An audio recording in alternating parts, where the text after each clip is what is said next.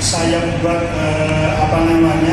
hal yang seperti ini, dan itu habis dibeli sama teman-teman saya. Pertama, kita ingin membekali sebuah keterampilan bagaimana mengolah limbah menjadi sesuatu yang bernilai gitu. Selama ini bisa jadi kita punya botol, tapi botol itu kita buang.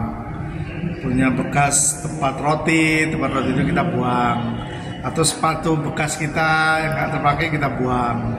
Nah, benda-benda seperti ini sebenarnya akan menambah nilai benda tersebut ketika kita sedikit kreatif gitu ya. Jadi poles sedikit saja, kemudian diolah, jadi benda itu menjadi artistik gitu. Nah, disinilah sebenarnya kita sedang mengajarkan bagaimana kreativitas itu menjadi sesuatu kebutuhan di sekitar kita. Jadi ketika kita melihat sesuatu, katakanlah sampah atau hal yang lainnya, kita mengeluh gitu, tapi kita tidak punya solusi. Karena itu kita sedang mengembangkan komunitas khususnya bagaimana mengolah limbah menjadi sesuatu karya yang islami. Nah, kenapa karya itu harus kita islamkan gitu ya? Supaya dia punya pesan dakwah gitu. Karena kalau hanya karya biasa saja, dia tidak punya pesan gitu. Nah, pesan-pesan dakwah itulah yang ingin kita sampaikan. Pesannya bisa jadi nanti ada penambahan, penguatan pada sisi kaligrafi misalnya.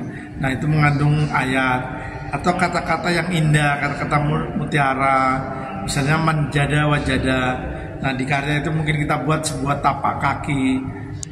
Nah, dari sana dia akan memiliki nilai yang berbeda dari benda yang tadinya tidak berguna menjadi benda yang bernilai. Di sini kita ada 3 mentor yang dihadirkan. Pertama ada Pak Ahmad Syukur.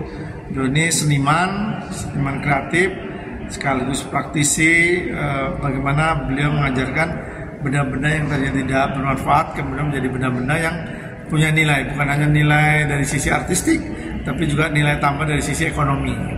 Itu yang pertama. Yang kedua ada Ustadz Suharno El Faris. Beliau ini kaligrafer yang pernah menjuarai tingkat nasional juga. Nah, kita ingin di karya-karya yang nanti kita hadirkan itu juga ada sentuhan kaligrafinya. Bisa jadi tidak ada Mas Toto Rasta. Beliau ini generasi muda yang cukup produktif gitu ya, mengolah karya-karya seni.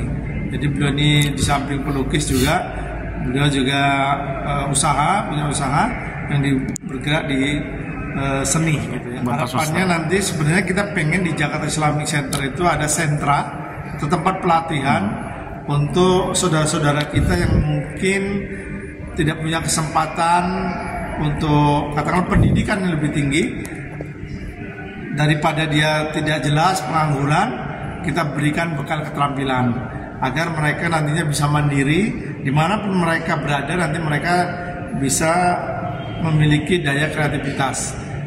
Dengan seperti itu, insya Allah mereka akan lebih optimis menghadapi situasi apapun.